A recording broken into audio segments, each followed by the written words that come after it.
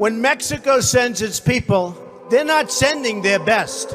If we look at the historical examples, sometimes in the space of a single sentence, they're sending people that have lots of problems.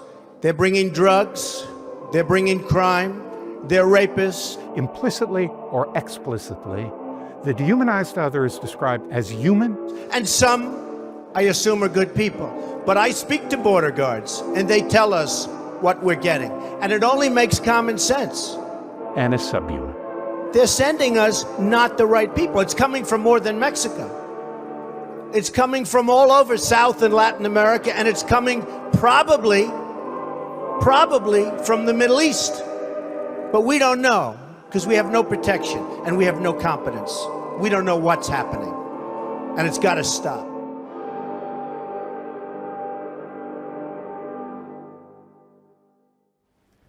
What is dehumanization?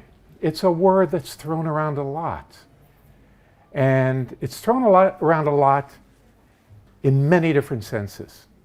So if you Google the word dehumanization, you'll get millions of hits. But if you look into the specifics, what you'll find is that the term is used in lots of different ways. So what's really important here is to be clear about what one means if one is trying to investigate this topic. So this is what I mean. Dehumanization is the attitude, so it's psychological, of conceiving of others as less than human creatures. Every word of that is very carefully chosen. There we go. So, why study dehumanization? Well, dehumanization, in the sense that I've just defined it, plays a role in some of the worst things that people do to one another, such as, for instance, genocidal violence. This is a quotation from a perpetrator in the 1994 Rwanda genocide, which I find extremely evocative. This is from an interview with the political scientist Daniel, what's his name now? It'll come back to me. This man, whose name is Eli Nigarambi, said this: "They did not know that the Tutsis, who were the main victims of the genocide, were human beings. Because if they had thought about that, they wouldn't have killed them. Let me include myself as someone who accepted it. I wouldn't have accepted that they are human beings. I can't explain it. The only answer I can give is that it was like being in a fog, something like the darkness." Now, if we take this man at his word, as I think we should, he's saying he was in a funny, kind of altered state of consciousness when he was engaged in these really brutal killings. And what I want to do is to articulate to you what I think goes on in those altered states of consciousness. So, illustration. What is this creature? This is, I believe, from the 12th century, an illustration, and that animal is called a manticore. People believe that manticores existed. Aristotle wrote about them. They had a lion body, a tail like a scorpion, a human head, and they feasted on human flesh. And you can see he's devouring a human leg. Now, this is a manticore with a difference, and we know that from the hat. That's called a Phrygian hat. And the Phrygian hat in medieval European art was used to indicate Jewishness. So this is a Jewish manticore, also the reddish hair. It was a medieval idea that Jews typically had red hair. So what this was is essentially a piece of dehumanizing propaganda, representing European Jews as monstrous creatures, dangerous and monstrous creatures. Here's another example. This is from the 1940s, the Third Reich, where Jews are represented as a gigantic spider, consuming the blood of their hapless victims. This is an American example. This is from a U.S. Marine Corps magazine called Leatherneck Magazine. And this is an imaginary animal, Lausius japanicus, the Japanese louse. And it's worthwhile lingering on the text of this ostensibly humorous illustration. The first serious outbreak of this lice epidemic was officially noted on December 7th, 1941 at Honolulu, TH. Of course, that was Pearl Harbor, the attack on Pearl Harbor. To the Marine Corps, especially trained in combating this type of pestilence, was assigned the gigantic task of extermination. Extensive experiments at Guadalcanal, Tarawa, and Saipan have shown that this louse inhabits the coral atolls of the South Pacific, particularly the pillboxes, palm trees, caves, swamps, and jungles. Flamethrowers, mortars, grenades, and bayonets have proven to be an effective remedy, but before a complete cure can be effected, the origin of the plague, the breeding grounds around the Tokyo area, must be completely annihilated. This was published the same month as the firebombing of Tokyo and numerous other Japanese cities, and that, of course, this culminated in the use of nuclear weapons on Hiroshima and Nagasaki. So it's really quite a sinister piece. Another example. This was an illustration that was part of, or actually was published immediately before what's known as the, what's it called? Wilmington Massacre. Wilmington, the city of Wilmington in North Carolina in 1898 was a political hotbed in which there was a movement for biracial government. It was a predominantly African American city, the largest city in North Carolina, and there was a movement to unite African Americans and poor whites into a government. Well, there was reaction against this, and a slaughter ensued. It was a coup. Slaughter ensued.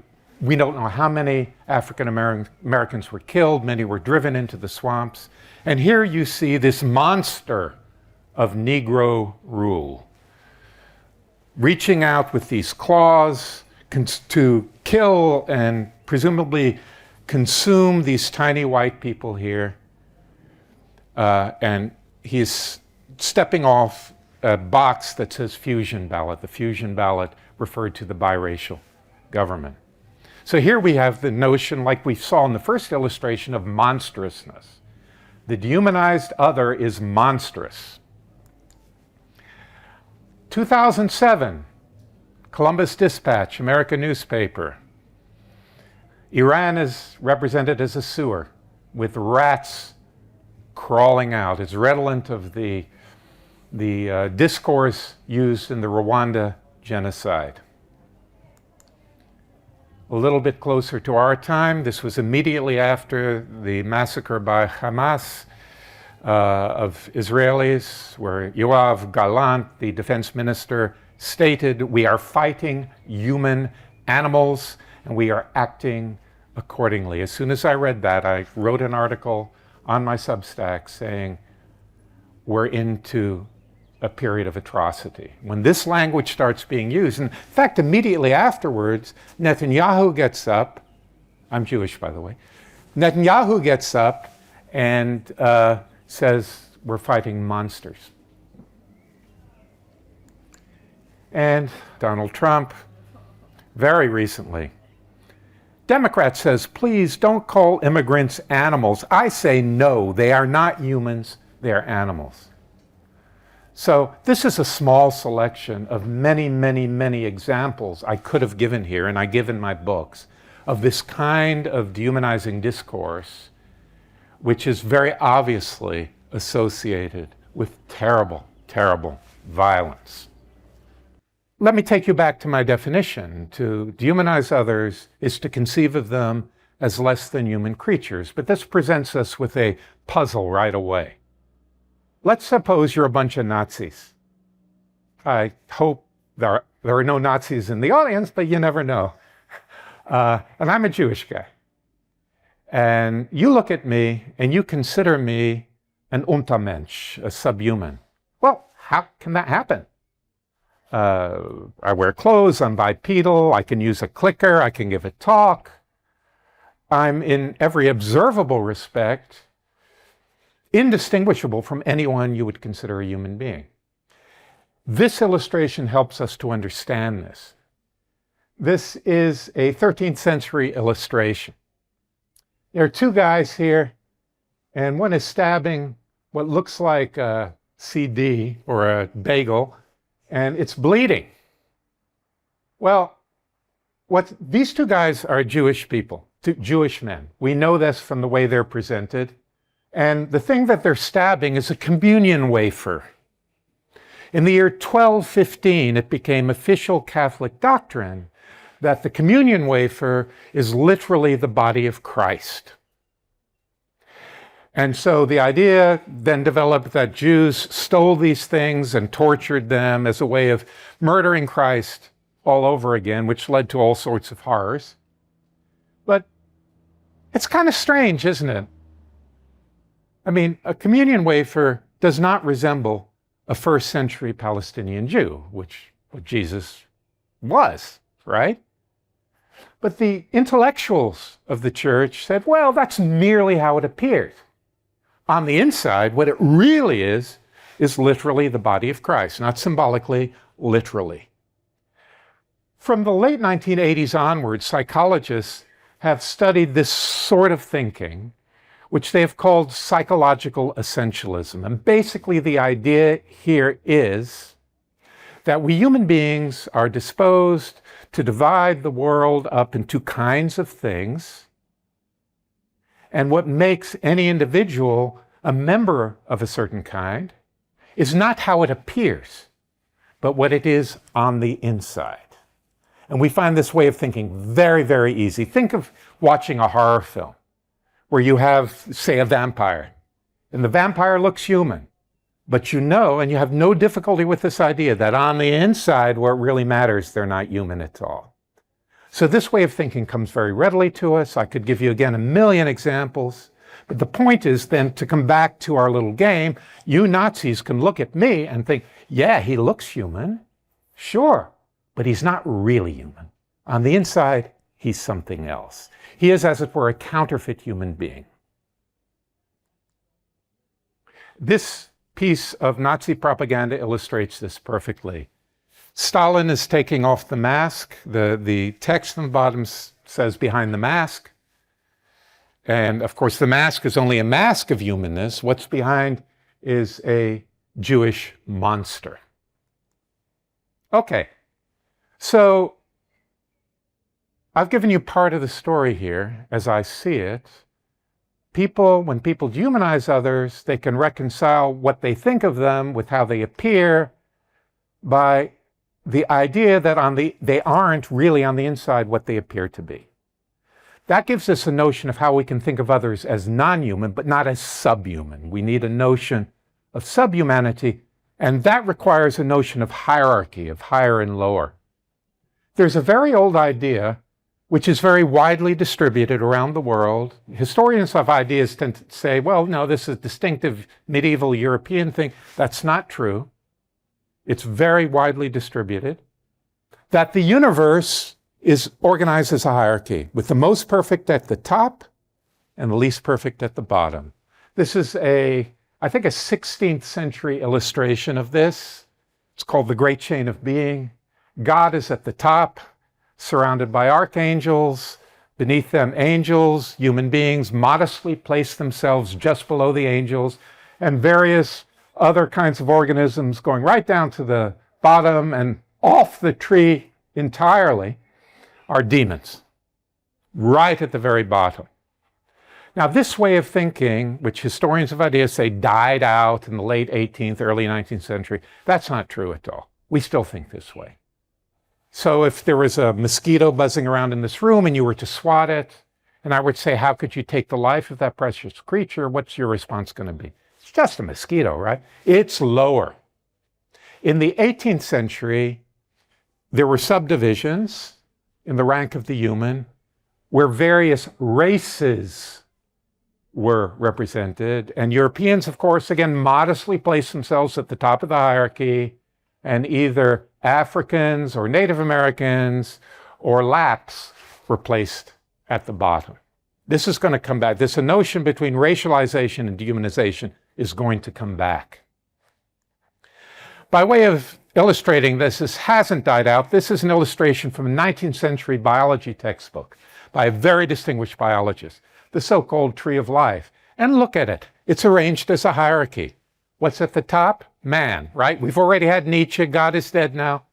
Humans place themselves at the very top and various organisms down, down, down, down, down, down. Now, this makes no scientific sense whatsoever. This is an ideological construction representing a hierarchy in nature, of higher and lower, more perfect and less perfect.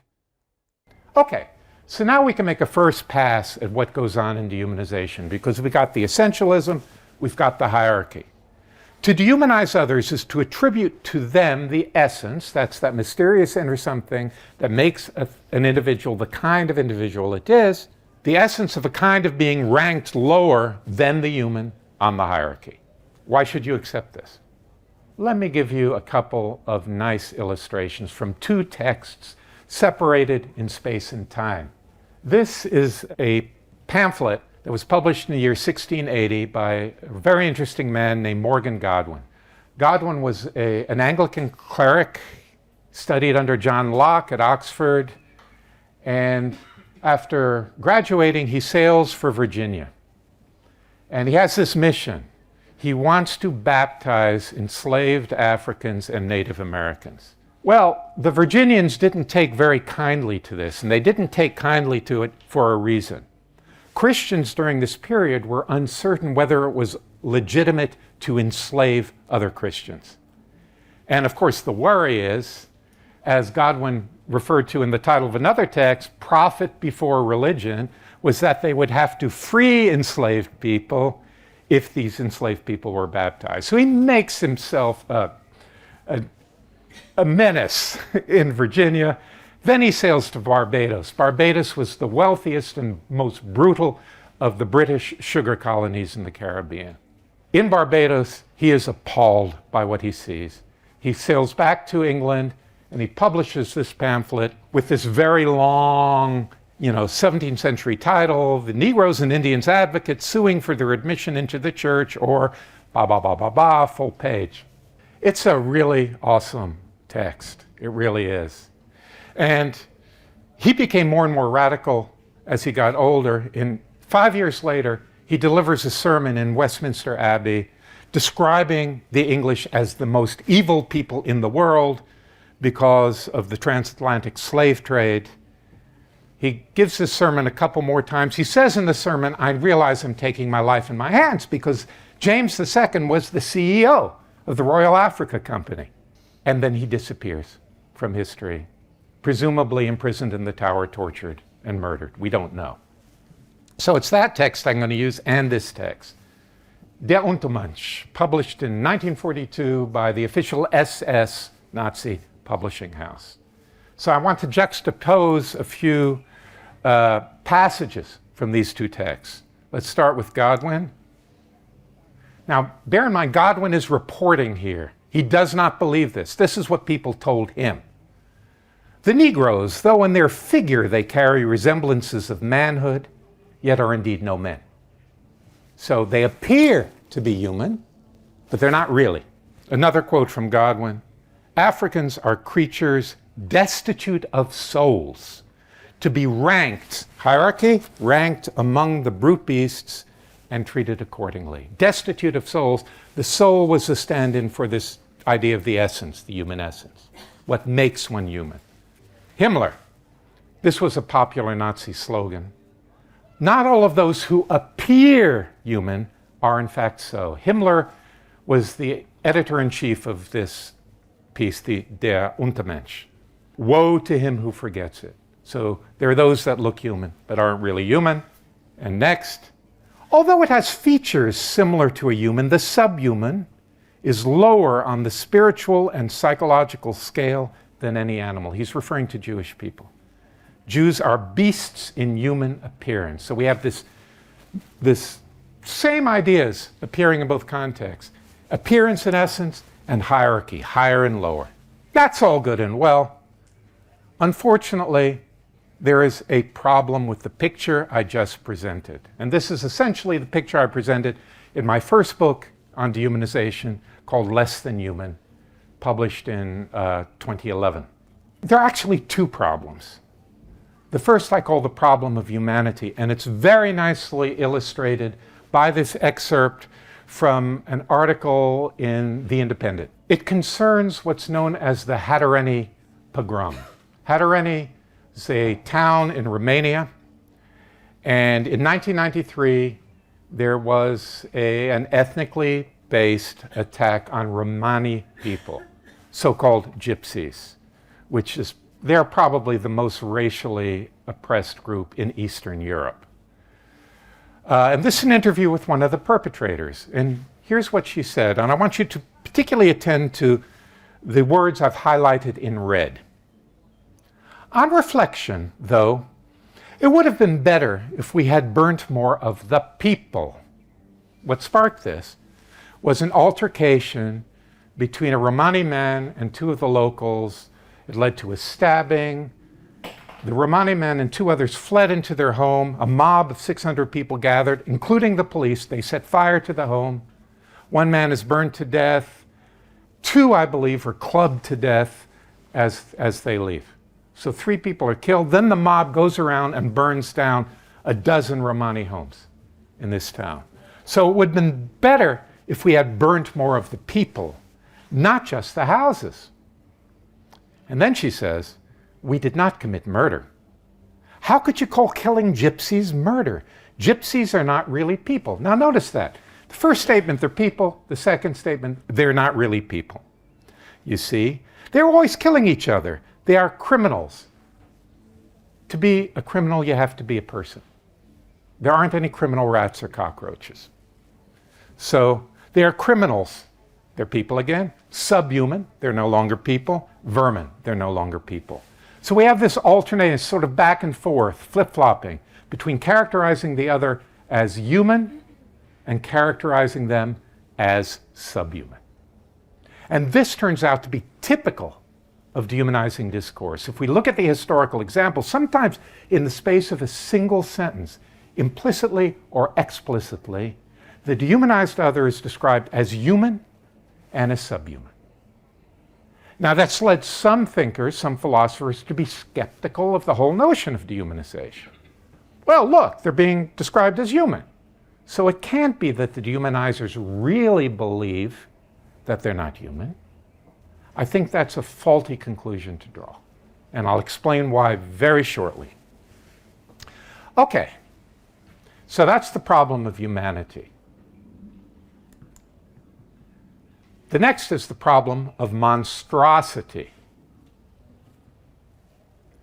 This is a still from the 1942 movie, The Wolf Man.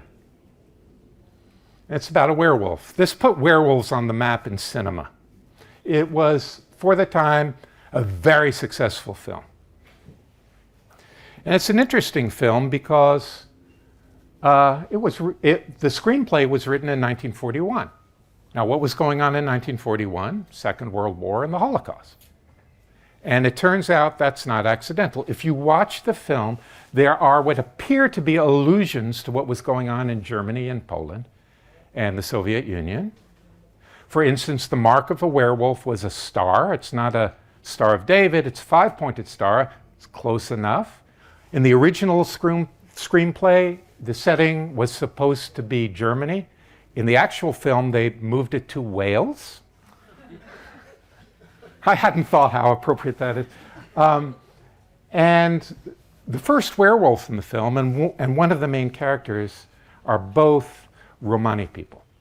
So they're what might be taken as allusions to what was going on in Europe, but we don't have to speculate because this is the man who wrote the screenplay, Kurt Siedmak, who was a Jewish refugee from Germany. In an interview towards the end of his life, he said the following: "I am the wolf man. I was forced into a fate I didn't want to be a Jew in Nazi Germany. So if we take that seriously, as we certainly should here, the film represents what it's like to be treated, to be seen as a monster by others. And the film, in fact, is a tragic film. The werewolf is a sympathetic character that's hunted down by the mob. On the other side, National Socialists represented Jews in particular, but also the others of whom they considered subhumans, as monsters. Now look at that illustration on the left. That's a Nazi Danish propaganda poster. The text reads, "Rats destroy them." And what we have is a creature with a rat's body and a caricatured Jewish man's head. And let's go to the picture on the right. We have a similar idea. Der Jude tarnt sich. The Jew hides himself. The Jew conceals himself. And again, we have this monstrous being, kind of a human-rat fusion. Now let's think about rats for a minute, because, you know, it's sort of a cliche. Nazis saw Jews as rats. But that's not a rat. You might have all kinds of attitudes to rats. You might be terrified of them, as my grandmother was, who grew up in a rat-infested slum in New York. You might like them, like my daughter does, who had pet rats. But I can assure you, whatever your attitude to rats, if something like that crawled into this room, you would all be really, really disturbed. That's a monstrous image. It's a human-rat fusion. And that's going to turn out to be really, really important. What do you think's going on here in this picture? Well, this is 1893 in Waco, Texas. This is a lynching. Lynchings in the United States, in actuality, are very different from what you see in the movies and on TV. Movies and on TV, what happens is half a dozen Ku Klux Klan guys ride up, grab an African-American man, and hang them. Lynchings were far worse than that. They involved hours of torture, and very often the victim was burnt alive. So that's what's going on here. There are spectators, between 10 and 20,000 people. This man, who was a cognitively disabled farm worker, was accused of murdering and raping the sheriff's child. He was hunted down. He allegedly confessed under torture. He's taken to this platform, and I'm going to spare you the graphic details. It's really, really horrible. Suffice it to say, after terrible torture, he was burnt alive. And then the crowd moved in for souvenirs, bits of bone, body parts. This was very common in lynchings. Often the body parts were taken before the person was burnt. A toe, a finger, a penis. Now, the relevance of this, lynching is something I study pretty intensively, is that if you go back and look at the newspaper reports, and there were media on hand, this was public. This wasn't some secret thing. There were media on hand who wired their articles to their newspapers on the same day, February 3rd, 1893 in this case. It's interesting to look at the descriptions of the victim. Here's a selection from various texts of the day. Incarnate monster, unnatural monster, the most inhuman monster known in human history. Fiend incarnate, monster in human form. So the victim, who's a member of a group, African-American males, almost all the victims of lynching were African-American males, over 97%. The most vulnerable, most marginalized population, and this is typical of dehumanizing discourse, are represented as formidably dangerous, as monsters. And when you're dealing with monsters, anything goes, right? Anything goes. Anything is legitimate. That the most heinous acts of cruelty are seen as legitimate. Now, that invites a question. What are monsters supposed to be? Now, believe it or not, there's an academic sub-industry called monster theory. And there's a particular area of monster theory that I find very, very useful. It's work by a philosopher named Noel Carroll. Carroll is interested in fictional monsters. Well, all monsters are fictional, but the monsters in horror fiction. And what he says is there are two characteristics that these horrific monsters have to satisfy. One is they have to be physically threatening. They're danger. They want to hurt you. But that's not sufficient. You have to have another component. And that's what I call metaphysical threat. Monsters have to be impossible combinations of contradictory beings. Think of the werewolf, wolf and human, simultaneously. And not partially wolf and partially human, entirely human and entirely wolf. Think of zombies. Zombies are alive and dead at the same time. Wholly alive and wholly dead. And these impossible combinations are something, there's a long literature going back to early 20th century about this. I don't have time to discuss it with you. There's something that's very disturbing about these impossible combinations. So, zombie movie. Here's a typical movie zombie. But now I want to show you how this formula for monstrousness has been deployed politically with this next example from the present day. What's that? That's a Ukrainian recruiting poster. And the man on your left, clearly a human being, is a member of the Ukrainian Azov Brigade. We know from his insignia. And the Russians are represented as zombies, monsters. Now, no matter how threatening and how dangerous and how horrified you are by other people, it's very important. They're people. They're not monsters. But this psychologically has a very, very powerful effect. Let me give you another example of the same thing. This really nicely illustrates the notion of metaphysical threat. There's an artist, Piccini, I believe, who makes these hyper-realistic sculptures involving hybridity, impossible combinations of human and non-human entities. So this is a pig woman. And I think, I doubt if I'm wrong, I would say the overwhelming majority of you get a little shiver from this. It's like there's something disturbing about it. It's not clear to you why, but there's something that is upsetting. Think of the rat man in the Nazi propaganda again. There's something disturbing.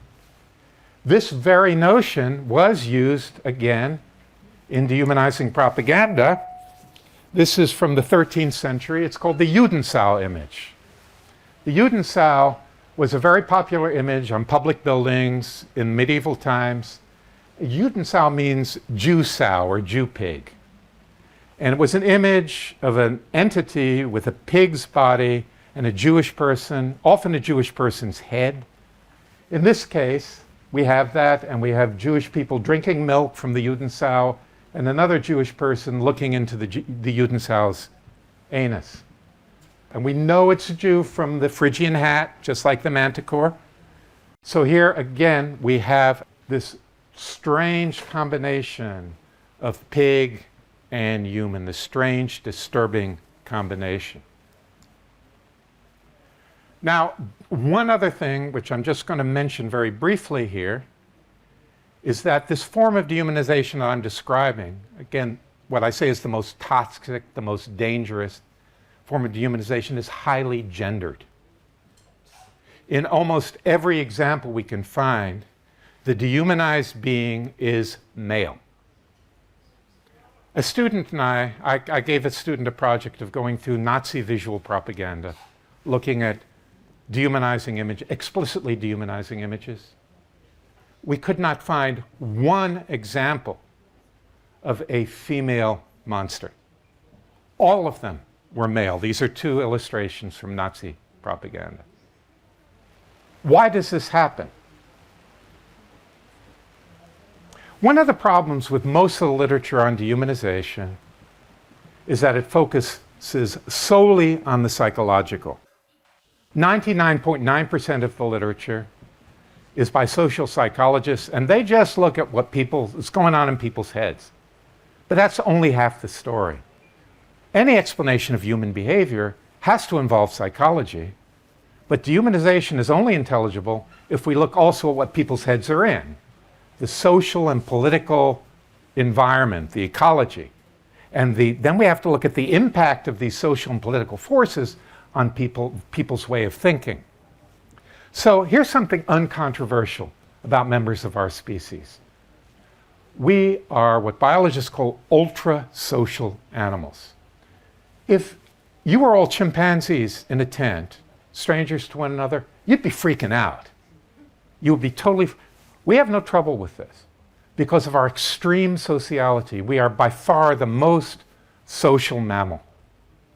We thrive, in fact, it's necessary for us to live in substantial groups, and intergroup relations go back way into prehistory. We know that from African archaeology.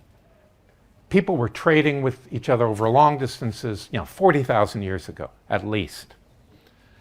And there are two consequences of this just feature of being a human animal. One is every social animal has to have inhibitions against violence against members of their community. For obvious reasons. If you're ripping each other's throats out, you can't have a community life, right? And we, being ultra-social, have to have particularly strong inhibitions against these things. That's obviously going to raise the question, why is history littered with corpses? I'll get to that. The other implication is we're exquisitely sensitive to indications of humanness in one another, particularly the side of a human face. Looking into the eyes of another human being, we can't help it. We see human, bang, it's automatic, we can't turn it off. So, up close and personal, I look at you, you look at me, we see human. That's automatic. However, there's another feature of being human, which is essential to human culture. This is something philosophers call the division of cognitive labor. We have experts. We have people who are supposed to know.